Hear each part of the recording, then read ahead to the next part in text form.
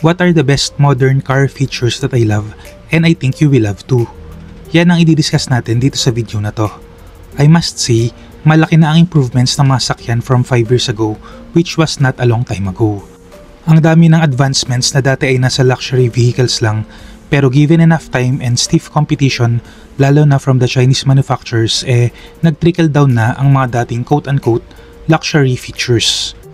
No, I'm not even talking about the features na meron ang mga electric or hybrid vehicles. Even on conventional internal combustion engines or ICE na economy cars pa, makita mo na rin itong mga features na babanggitin ko sa video na to. Features na hindi lang nagpapadali ng buhay ng mga driver, pero improves the overall safety na rin ng mga sakyan na dati ay nagdadala lang sa atin from point A to point B, pero ngayon gives us the comfort and safety during the journey as well. So ano yung mga features na yun? For that, keep on watching this video.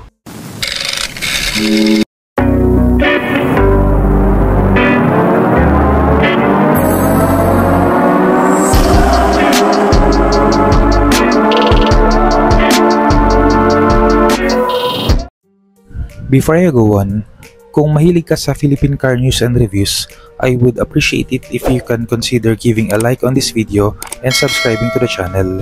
I post one video a week sharing my thoughts and opinions regarding Philippine cars. Maliit na bagay yan para sa inyo pero napakalaking tulong yan para lumago ang channel na to so that I may also know the interests of the Filipino consumer. Number 1 on my list, but in no particular order, yung feature na gamit ng mga urban city dwellers like me na ilang oras ang biyahe dahil sa traffic. Ito ang auto hold. Usually kapag may auto hold ka, naka-electronic parking brake na rin ang sasakyan. I'm not sure lang kung merong sasakyan na merong conventional hand or foot brake na merong auto hold, but let me know in the comment section down below if you know a car like that. Going back, para sa mga taong naiipit sa traffic at nakatikim na ng auto hold function, napakalaking tulong nito during stop, and go, then stop na traffic situation. Meron pang debate during stoplights na kung dapat ba nakaapak lang sa brake habang nasa drive ang gear or neutral and handbrake. Pero personally, kung saan ka mas komportable, yun ang piliin mo.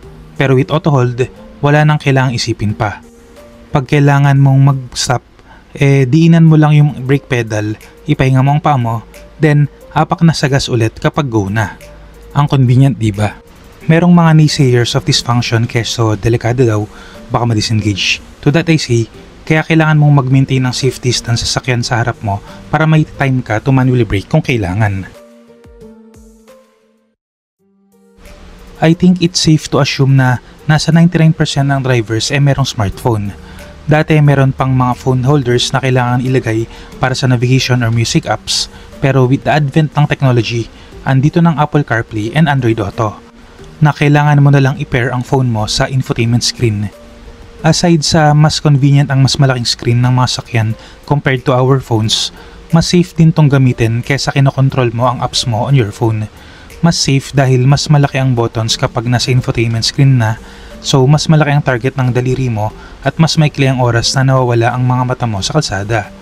Now, I know merong mga infotainment screens, lalo na yung mga aftermarket products na hinahayaan kang mag-play ng video habang umaandar ang sakyan. Kaya, meron pa ring mga tao na sinasabing dagdag distraction ang Android Auto and Apple CarPlay. To that I say, this is a tool na depende sa paggamit magiging useful or sisira ng buhay mo at ng ibang tao. Similar sa martilyo, pwede mong gamitin yun to build new things, pero pwede mo ring gamiting deadly weapon. Bottom line, it's the responsibility of the user to make use of the technology properly. Moving on to the next feature, it's the 360-degree view or minsan tinatawag na panoramic view ng ibang manufacturers. Whatever they want to call it, napalaking tulong nito when parking on tight spaces, navigating tight streets, or just simply kung gusto mong sumingit at medyo alanganin ka. With the 360-degree view, every corner ng sakyan mo, makita mo para hindi na kailangan ng tansyahan, kita mo na kung pasok ka ba or hindi. I'm not sure with other manufacturers, pero from the Toyota that I have, gumagana to kung ang takbo ko hindi lumalagpas ng 10 or 15 kilometers per hour ata. Which sounds about right I guess kasi kung mabilis kang tumatakbo, Sa windshield ka dapat nakatingin at hindi sa infotainment screen mo. Regardless, napakalaking tulong nito para sa akin kapag dumadaan ako sa mga masikip na kalsada para sure ako na wala akong mahasabitan or madidiskrasya na ibang sasakyan, gamit at lalo na ang ibang tao. Even on tight parking spots, malaking tulong to. Minsan kasi hindi na lang sapat ang mga side mirrors para matansya mo ang mga gilid mo, na obviously hindi kayang makita basta-basta ng rear camera or rear sensors na usually yun lang ang meron ang mga sasakyan. Now, don't get me wrong, this feature will not decide for you. Additional tool lang to para tulungan kang mag-decide.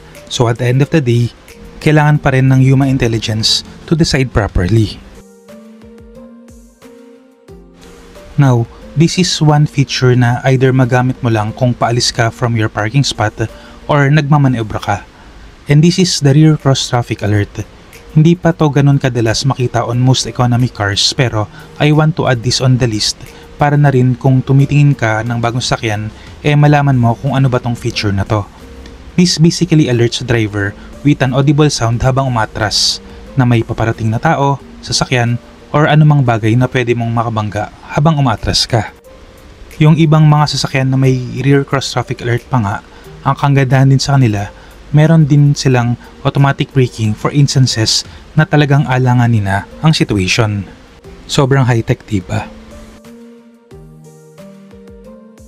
Last on my list but definitely not the least is the blind spot monitoring, or yung iba, ang tawag dito anti-kamote alert. Minsan kasi, meron talagang mga kamote drivers and riders na sadyang malilikot sa kalsada at dumidikit na lang bigla without any consideration for safety.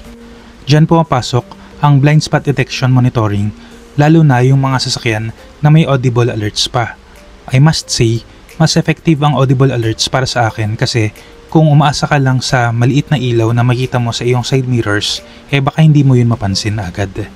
Pero take note, mas useful pa rin gumamit ng turn signal lights and tingin sa side mirrors mo before going left or right para malaman ng ibang tao kung ano ba ang balak mong gawin.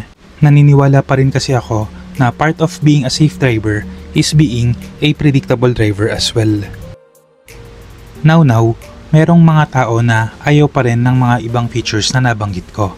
Kesyo intrusive daw, hindi nila kailangan yun, dagdag complication lang yan sa mga sasakyan na maaring points of failure in the future na ipapaayos at masakit sa bulsa balang araw, and etc. Dati, like 5 or 10 years ago, I must admit, kasama ako dun. Pero having experienced it changed my perspective towards these tools kasi for the safety and the convenience na binibigay nila for the driver, ako yun, and its occupants, my family, it's totally worth it. In addition, bago lang tong mga features na to on the economy cars that we are driving now. Pero in reality, some features I have mentioned are there decades ago pa. Well, kasi that's how technology works. Premium features to ng luxury vehicles dati, pero with the cost going down and technology advancing, being refined and perfected, these features are now reliable and cheap enough to the point na napupunta na rin sila unti-unti sa economy cars natin. That's it for my list, at least for 2024. If meron ka pang ibang modern car features na gusto mong banggitin na hindi ko nabanggit, help the other viewers and comment it down below. That's it for this video. Kung may gusto kayong idagdag, put them in the comment section down below. So this is Kai, your driver but not so sweet lover na nagsabing, keep calm, drive safe, and stay awesome.